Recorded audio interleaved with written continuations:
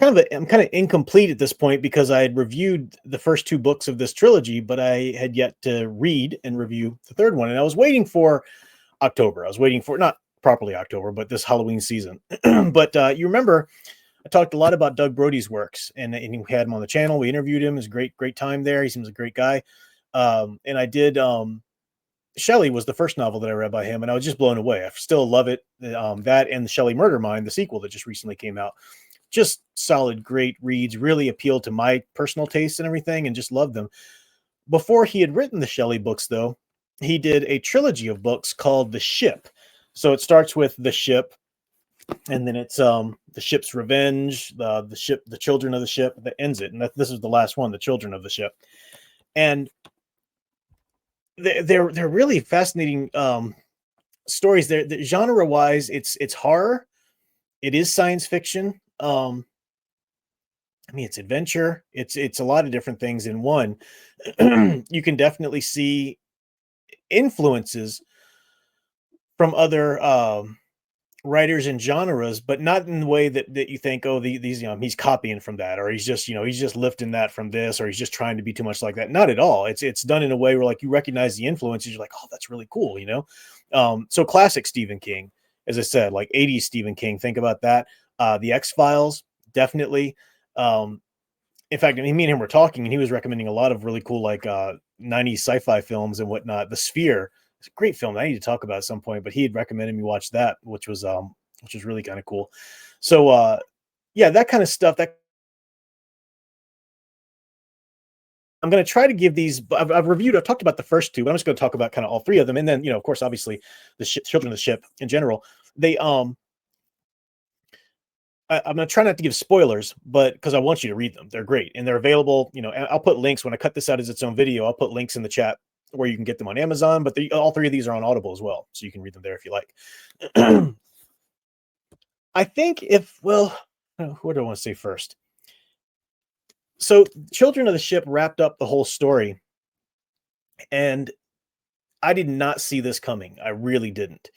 And that's kind of rare for me because I've read so many books and I write and I edit and all that kind of stuff that, I mean, you guys know, once you've read a lot of books, especially from the same kind of genre, you get to the point where you can kind of see the direction something's going. Maybe you don't know every little thing that's going to happen, of course not, but you can see the overall trajectory, especially once you get to a certain point in the story. You can kind of get, this took me by surprise, which was pleasant. But then sometimes when books take you by surprise in the end, they kind of come out of nowhere and you're like, well, I mean, was that really a satisfying it? That's not the case with this. This ending took me personally just took me by surprise, came out of nowhere. But once I read the ending, then I'm like, now I see how that fit that. And that's where this was leading all the time. And that's just really cool. And that doesn't happen to me a lot. I don't get that experience as a reader a lot. And so it's nice when it can still be done. Because of the genre of these books, horror and then some sci-fi, almost sort of a, little bit apocalyptic kind of stuff too. It's crazy. I think I was kind of bracing myself when I read these first two for a bit of a nihilistic ending, not in a way that and I know Doug, he's not a nihilistic person by any means. But I thought the genre just kind of leans into that or something, and I thought, you're in this genre, you're in this world, and you're not safe. I mean, there's elements of horror here. Good things happen or bad things happen to really good people. You don't know who's going to survive, who's not, but I was so pleased with the ending, and I'm not going to give away the ending, but it didn't go that sort of nihilistic route. Now, I'm not saying everything was happy or everything was bad. I mean, it was very satisfying to the story. And in fact, it ends in such a way that it sets up these whole great new books. In fact, and I hope it's okay that I mentioned this, but he had told me he had in his mind a planned duology, like 2 more books that he could write about some of the characters in these. But these 3, he said, didn't quite, he just wanted to move on to Shelley. These didn't sell up to enough to a point where he wanted to go ahead and write those 2 books, continuing the universe. I hope these books start doing really well, and I hope he's encouraged to write those 2 books, because I would love to know more about that. So yeah, like I said, if you this kind of stuff is interesting to you, horror, sci-fi, if any of the genres or the angles I've been telling about sound unique to you or interesting to you, please pick these up. They're these are nice hardcover books, but you can get them on Amazon. They're not like super crazy expensive collector's editions or anything. You can get it on Audible if you want to do it that way. And they're really immersive and fun reads. They really get you into the world. You don't know what's going on. They're perfect for this season. Um, it's a trilogy, and by the end of it, I definitely felt like it was a well planned out three books. It wasn't one of those trilogies where like somebody writes a story first and let's just see how that does. Oh, okay, that was really popular, so now I'm going to come up with a part two and a part three. I hate those trilogies. I don't even think of them as trilogies. Kind of think of like the Matrix, when okay, we'll just do one movie. Oh, that was popular. All right, let's write a two-parter to tack on to that movie and then call it all a trilogy. Like, no, that doesn't work. This is not the case with these books. They are really planned out. Um, on the one hand, I would not recommend at all. I was going to say, on the one hand, every book does have its own particular arc. It starts at a good starting place and it ends at a good, satisfying arc for that story, but is clearly part of a bigger picture too. I don't say this, and I wouldn't say this for a lot of trilogy. I definitely wouldn't recommend just picking up book two first and reading that. I mean, you could, like any writer is going to give you what you need to know uh, to get through one single book, no matter how many books you've read in the beforehand. But I definitely wouldn't recommend that. I don't know how that experience would be for you, but it was a really good. Each book is a good arc. But once you read Children of the Ship, it's kind of hard for me to think about the story in any separated way because it all ties together so much. There are things in the very first book that I hadn't heard of since they were first mentioned in the first book that come back in this book, and you see how it was planned to come back the whole time. You see it all linked there. I love that. Um, and I say all that because if I had to kind of rank the three books, it's I've got a weird ranking here. I would definitely say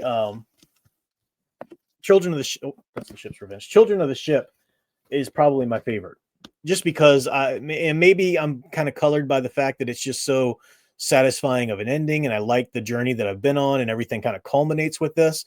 But the adventure that you go on here is really solid. I like the world and the status that it starts with. I like where the characters are when it starts, and I love where they are when it ends. Um, the character arcs are satisfying, and there are certain characters that span all three books, obviously. But even the character, they have their own little specific arcs in each book, and I really was just super satisfied with their arcs in Children of the Ship. I'd have to say this is my favorite.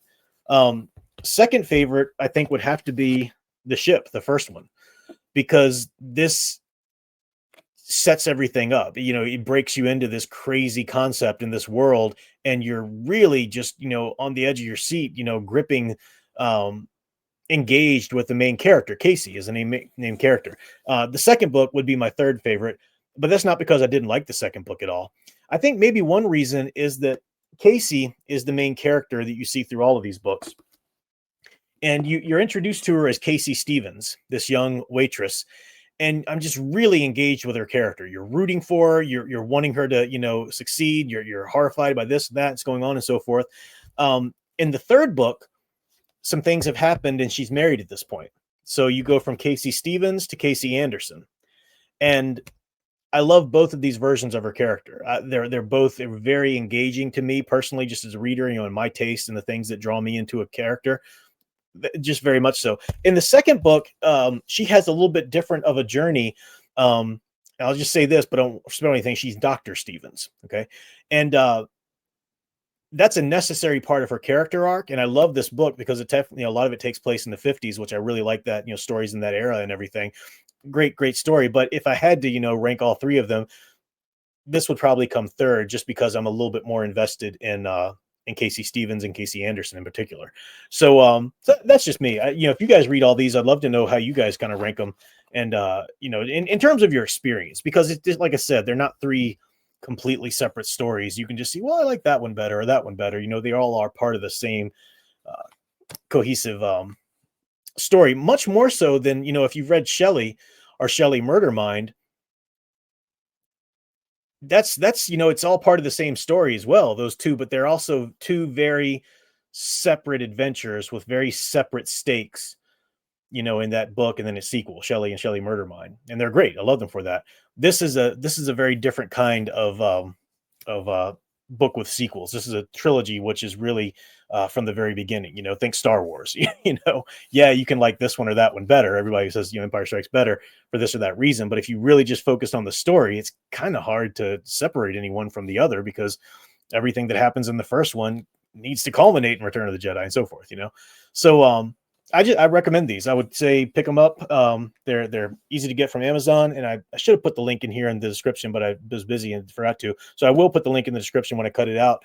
But like I said, they're on Audible as well, and pretty good readings on Audible. So yeah, check out The Ship by Doug Brode. The Ship Trilogy, I should say. Children of the Ship was the end. I was glad I read that. Really glad I read it. It also kind of horror science fiction like this isn't my go-to genre. So I read the first two because I was curious about them, because I knew I was in the hands of a writer who I really respected and trusted after reading the Shelley novels. And so I read these two, coming into a genre that really isn't my cup of tea necessarily. But after reading The Children of the Ship, I'm like, oh no, this is I want to reread it in a year or two, knowing everything I know now, and really enjoying the journey even more, because I'm not so much worrying about, is it going to go this way or that way, ways that I don't like the genre usually takes things. So good. I recommend that.